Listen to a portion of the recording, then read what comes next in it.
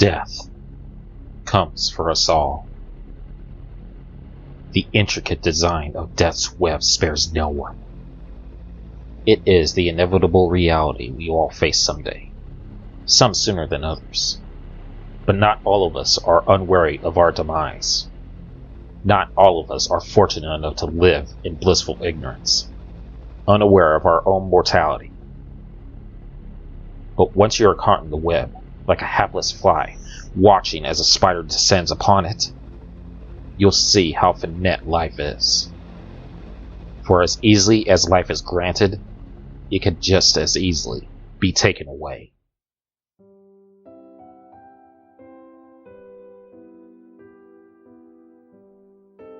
My roommates, Alex and Sam, were the best roommates a guy could ask for.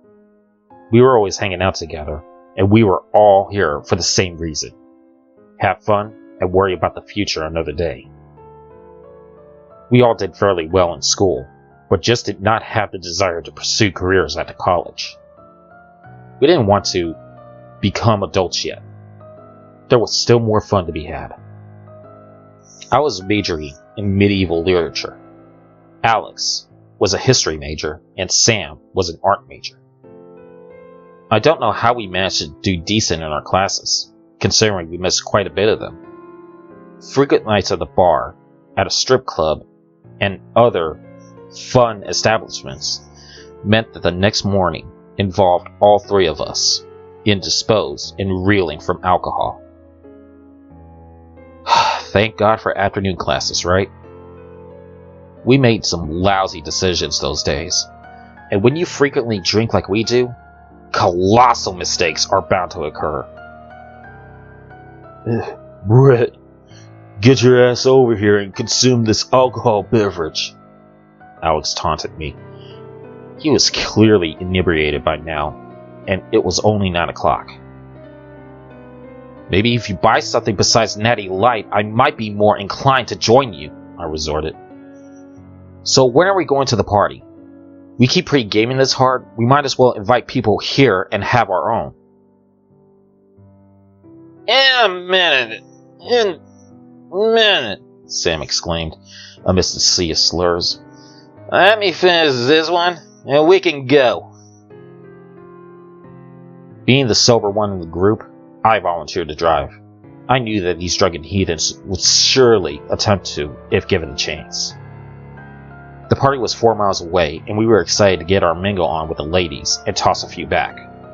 So I drove moderately above the speed limit in order to appease the loud children in the back who decided that getting them to the party safely was the least of their concerns.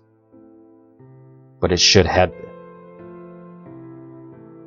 In the midst of all the rampancy in the back seat, I failed to realize that the light was red. A car struck the right passenger side door, causing the vehicle to roll. Panic consumed me as the car tumbled and spiraled into chaos. The car landed right side up, but was barely recognizable from the tumbles. My neck was on fire, and I could tell I had fractured my arm. I removed my seatbelt and rolled onto the pavement, taking care to avoid the glass and shrapnel from the now decimated vehicle. I could not see the back seat from where I was lying, and I feared the worst. Were my friends dead? If so, I was responsible for this.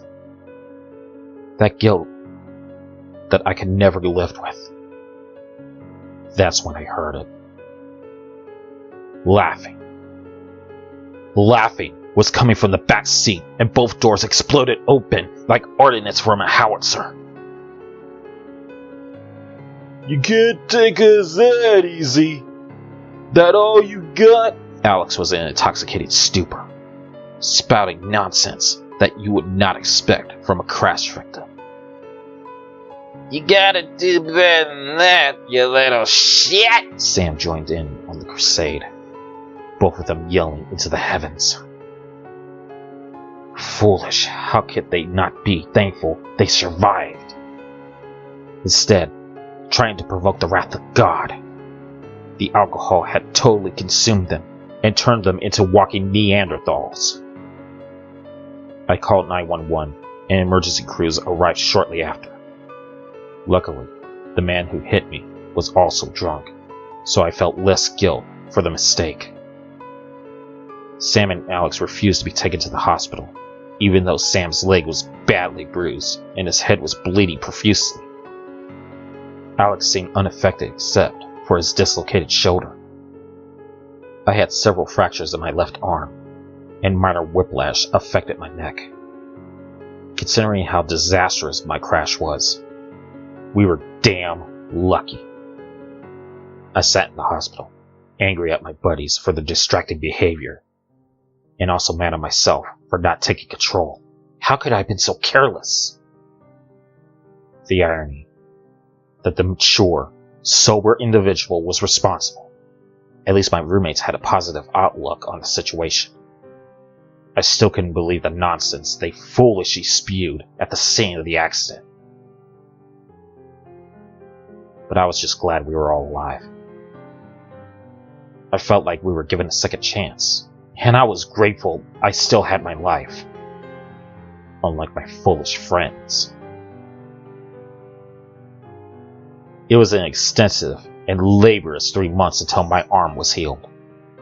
I could not drive during this time, so I hitched a ride with Alex to class every day. Until one afternoon, something bizarre happened.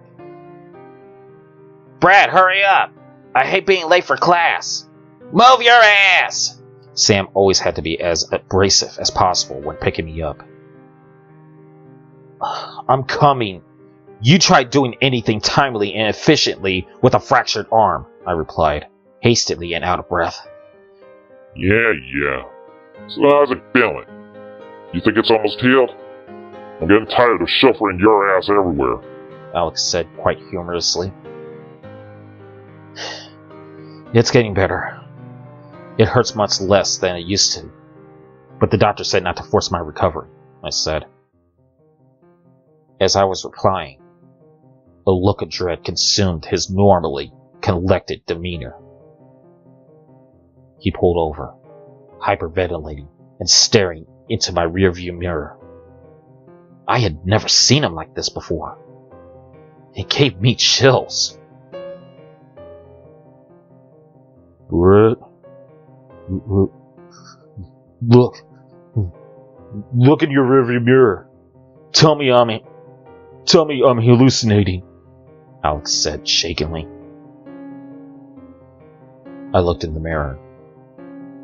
"Objects in mirror are closer than they appear," I said. "No shit! But did you see it?" Alex was frantic. "No, I didn't see anything. You feeling okay? You sure something didn't happen to you in the accident? What did you see?" I was curious to know what spooked him. Alex swallowed hard and began to speak. "I saw me. I was standing there. Then suddenly, my neck slowly started to slit, just as the blood started to seep out of my neck. A dark, shaded figure placed his hand on my shoulder." He stopped there, refusing to speak anymore. I didn't believe him. I mean, how could I? He was just in an auto accident and claimed to have no injuries. Something had to be wrong. It had been a week since that bizarre event, and my arm finally improved at the point I could drive. I was in my car driving to class when I got a phone call. It was Alex.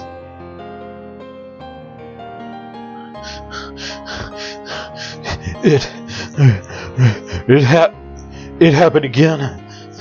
I saw it again, bro. But this time, it was closer. I saw my face closer this time. I could see every detail, but the blood, man. There was more blood this time. It came out faster, and I could feel something breathing down my neck. Alex was stuttering and began hyperventilating. "Calm down, Alex. Just calm down for a second. I think you should go to the doctor and have them re-examine you from the accident," I said assuredly. Click. He hung up on me. I decided to head home and see if Sam was there. Maybe he could make some sense out of this. Maybe he knew something I didn't. When I got home, Sam was sitting in the living room. He turned towards me immediately, and I could tell something was seriously wrong. Sweat poured down his face, and he was staring at me with an unwavering gaze that pierced through me. The gaze of terror a man feels when he watches an Iron Man close around him, unable to resist. I've seen it, Brett. I had seen it too. In my rearview mirror. I have seen it every day since the first time I saw it. It's all I see now. Sam's voice was shaken and tormented. See what? Alex said the same thing. Did you see yourself? I said. I tried to remain calm. As Sam would seem like he would snap at any second. I saw a slit appear on both of my wrists, going vertical.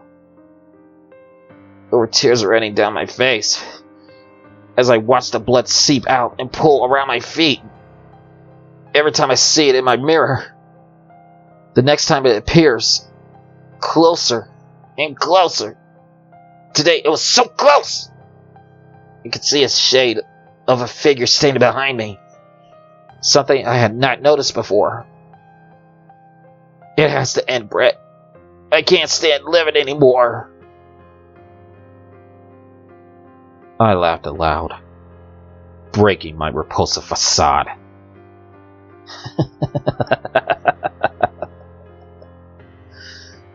You're right, Sam. It has to end. But it didn't have to be this way. Who are you to defy death? When one evades him, he is grateful, but you spit on his name and openly provoked him. Did you not think that there were consequences for your actions? No matter. The mirror was your harbinger, and I am his arbiter. Sam didn't move as his wrist began to open up, a tempest of blood cascading to the ground.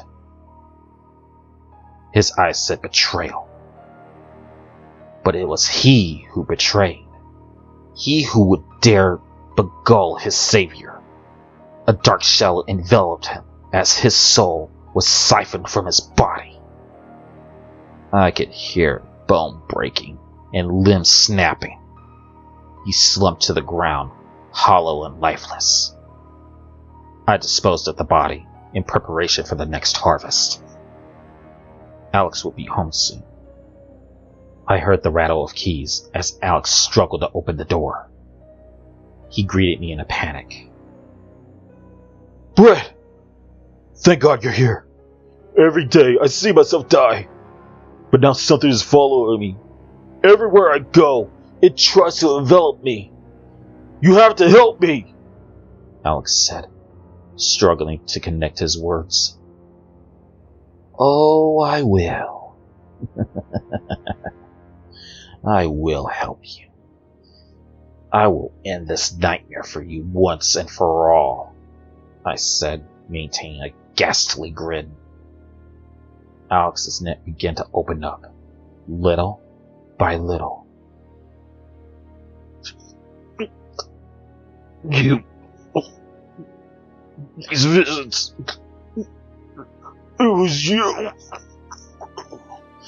He struggled to talk, gasped as the blood trickled out like sap sliding down a tree. Boy, he whispered, at this point unable to speak. I have always been fascinated with medieval art, literature, and culture. It wasn't until I read about the Black Plague did I start to realize the connection. It wasn't just a plague. It was a reckoning. A massed harvest of sinners, it cannot be a coincidence that nearly all cultures refer to death as an entity or being. Don't you agree? I believe that he holds our lives by a thread and can cut it whenever he sees fit. When we survived that accident, we were given a second chance, but you took it for granted. No, you and Sam took it for granted. And because of your arrogance, I was chosen to execute his will. I can feel his will coursing through my veins. Sam! What did you do to him? Alex was hanging on by a thread, one that would soon be snapped. His sins have been punished. Now it's your turn. Close your eyes and welcome Oblivion. Alex's throat tore open completely, revealing a torrent of blood that saturated the room in crimson glory. His eyes glared at me with regret and hopelessness as he approached his grand finale. I basked in the blood, smearing it across my body as Alex's soul was extracted by the darkness, leaving only a desolate husk. Death comes for us all, but sometimes it isn't our time to go. He shows mercy and spares our life, but know this: be grateful for this opportunity. Cherish your life and know that he has deemed you worthy. But this blessing isn't guaranteed. For as easy as life granted, it can just as easily be taken away.